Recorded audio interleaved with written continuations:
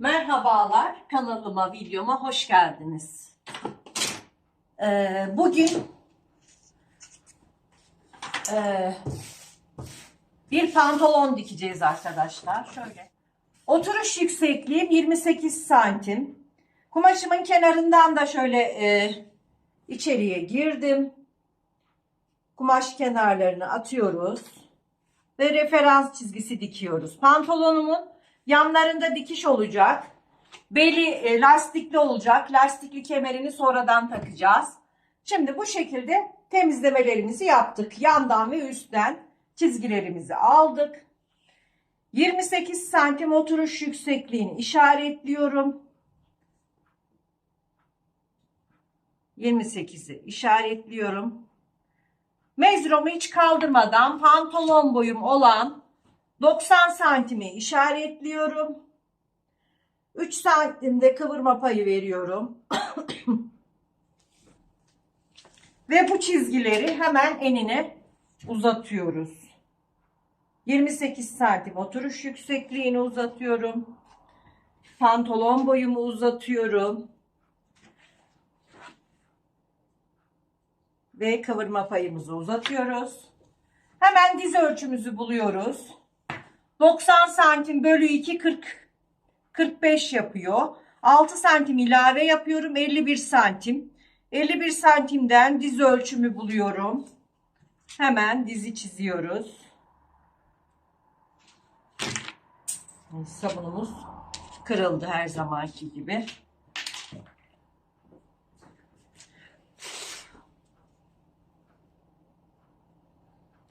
Diz ölçümü çiziyorum. Evet arkadaşlar, şimdi kalça ölçümüz 114. Siz de kalça ölçünüzü alıyorsunuz. 4'e bölüyorsunuz. Kumaşınızın özelliğine göre artırma veriyorsunuz arkadaşlar. Benim kumaşım örme kumaş.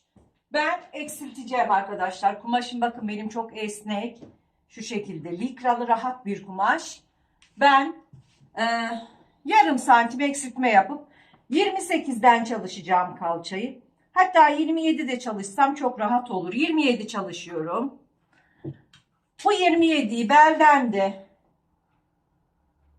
işaretliyorum. Ve burayı kapatıyorum.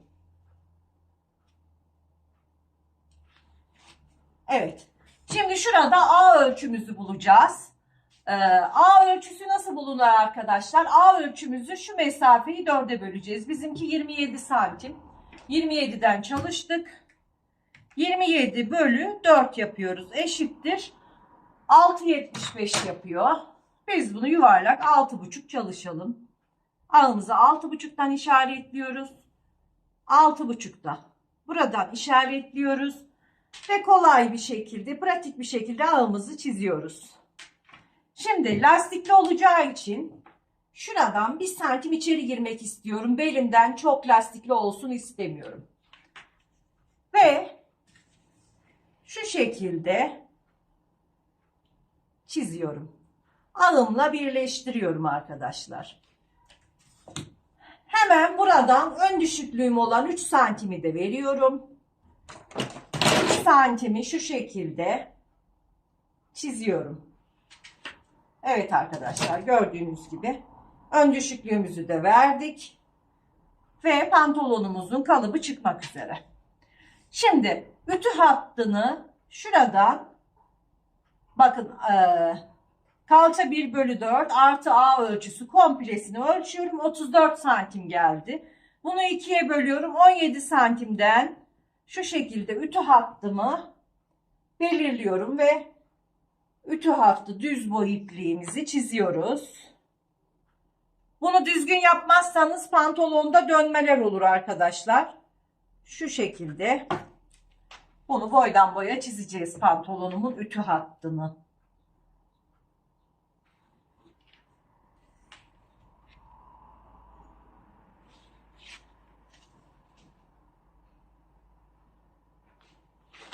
Evet. Çizdik arkadaşlar. Dizi yerleştireceğiz. Diz ölçümüzü nasıl buluyoruz? Dizimizi ölçüyoruz.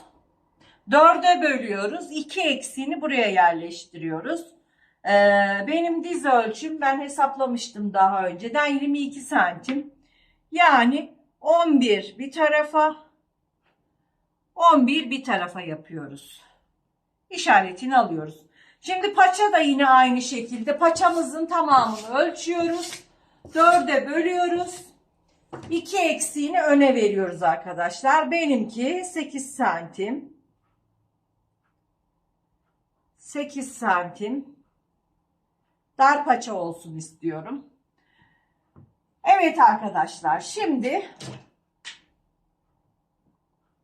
şu şekilde paçamızı, dizimizi ölçtük.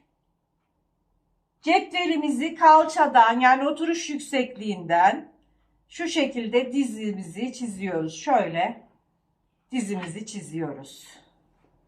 Sonra cetvelimizi çevirerek paça ölçüsünü çiziyoruz.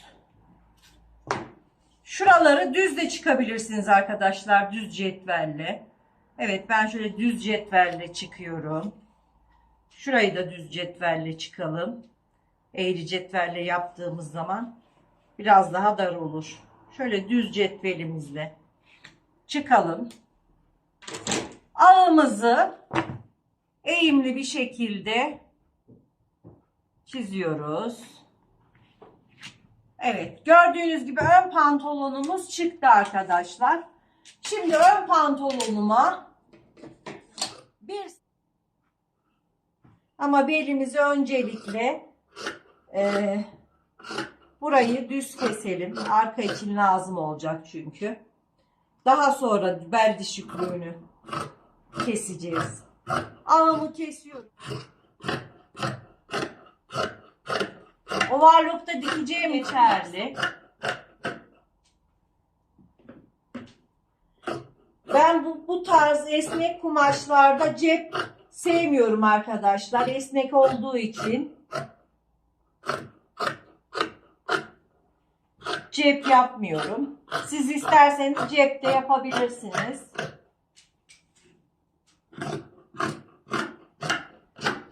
Evet arkadaşlar, şimdi ön paçamızı kestik. Gördüğünüz gibi pantolonumuzun.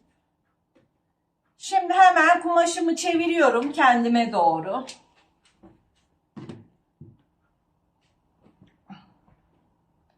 Bu şekilde çeviriyoruz.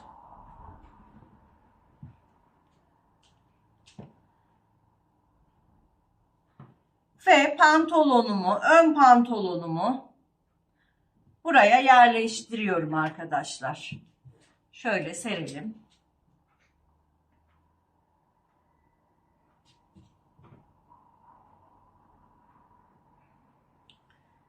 Şu şekilde yerleştiriyorum.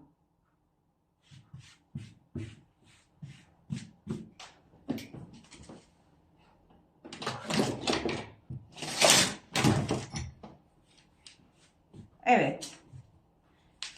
Şimdi belden 3 santim alıyorum.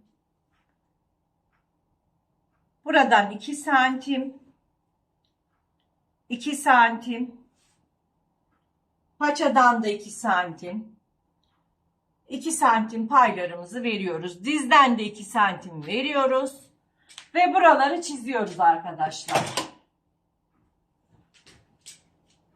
Cetvelle çizdiğimiz yerleri cetvelle, rigayla çizdiğimiz yerleri de rigayla çizeceğiz.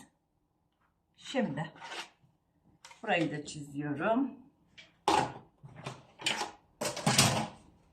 Şimdi riga cetvelini aldım. Şu şekilde aynı çizdiğimiz şekilde çiziyoruz. Arka ağımızı ise ön ağdan 1 santim eksik yapıyoruz. Ön ağımızı 6,5 yapmıştık. Şuradan sonra arka ağımı 5,5 işaret alıyorum. Şu şekilde 1,5 santim aşağıya düşüyorum ve işaretliyorum arkadaşlar. İşaretlediğim yeri diz ölçüsüyle şöyle birleştiriyorum. Pratik bir şekilde. Evet, şimdi ön belimizi ölçüyoruz. 28 santim. Şuradan 28 santimi ölçüyorum ve buraya işaret alıyorum. Ütü hattımdan yukarıya 4 santim çıkıyorum. Yani şöyle 4 santim çıkıyorum. Ve cetvelimi yerleştiriyorum. Bakın bu yandan düz olacak şekilde, şu verdiğim 4 santimden geçecek şekilde cetvelimi bu şekilde yerleştirerek arka belimi çiziyorum. Ve şuraya bir işaret atıyorum. Cetvelimle arka belimi buraya indiriyorum. Buradan pratik bir şekilde ağımızı çiziyoruz arkadaşlar. Bakın ne kadar kolay. Arka ağımız gördüğünüz gibi çıktı arkadaşlar. Ve şimdi ön belimi, ön düşüklüğünü kesiyorum arkadaşlar. Bakın. Ön belime 1 santim dikiş payı vererek belimizi kesiyoruz.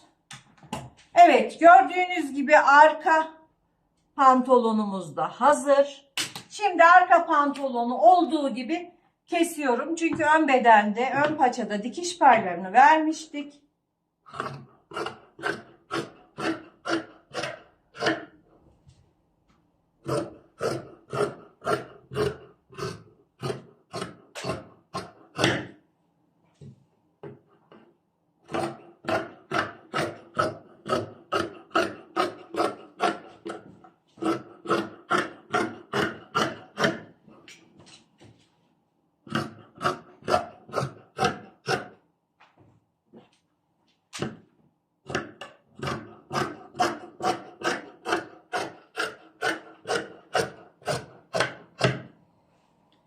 Evet arkadaşlar, gördüğünüz gibi ön ve arka pantolonum çıktı. İsterseniz arka paçada şuradan 1 santimde içeri girebiliriz. Şuranın ortasını bulup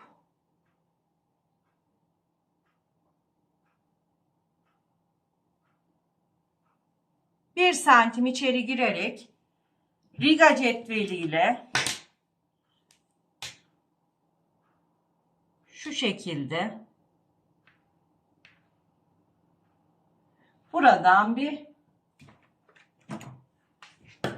tıraşlama yapabiliriz. İç bacakta. Evet arkadaşlar, gördüğünüz gibi onu da aldık. Şimdi pantolonumun dikimine geçeceğim arkadaşlar.